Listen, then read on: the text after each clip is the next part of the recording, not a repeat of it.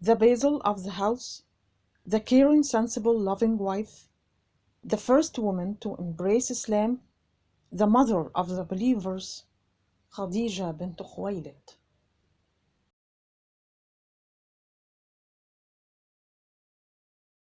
The emigrants reached the shore, looking ahead, searching for a ship to board, and behind them, fearing that the Quraysh might catch up with them. It was as if the water had parted, revealing a large ship. They boarded it, and it set sail, tearing through the waters. The Quraysh had known their fleeing, and feared the danger of this fleeing, so they hurried after them to repel and discipline them. When they reached the seashore, they found no trace of them.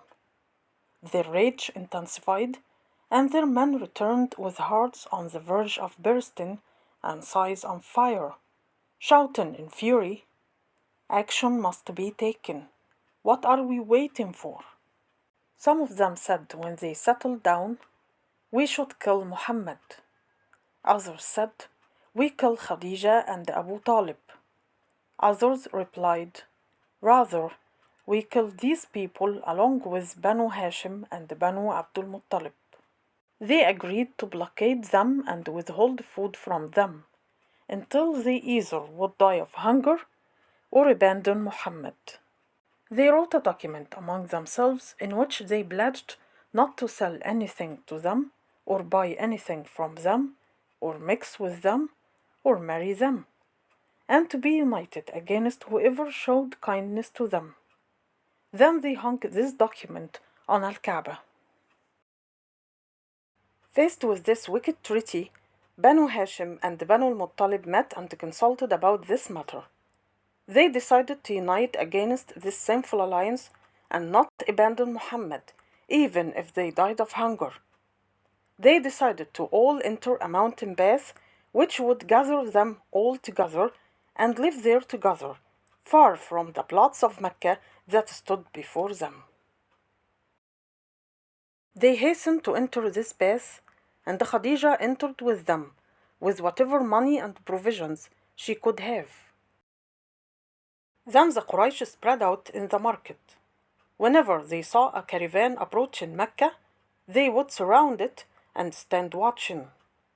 When they saw one of Muhammad's followers coming to buy some goods, one of them came forward and offered twice as much as the man was offering for the price. And if the man added anything, they added twice as much. And they continued until he could not afford it and abandoned the product, and they mocked him. Abu Lahab and his wife did not enter the mountain path with Banu Hashim and Banu al-Muttalib, because hatred led him to forget his kinship to the Prophet and dragged him to harm him. He used to walk in the market, shouting to the merchants not to sell anything to Muhammad's followers and assuring them that he would guarantee any loss to their stores. The provisions were cut off from those in the mountain path, from Banu Hashim and Banu al-Muttalib, and any friend was afraid, so they were unable to approach the path. What they were carrying when they walked to their jail ran out, so the harm intensified. The women and men were patient, but the children were bitten by hunger, so their voices rose until they could be heard from behind the mountain path, and no destruction or rebuke was of any use to them. Khadijah was an example of patience and courage.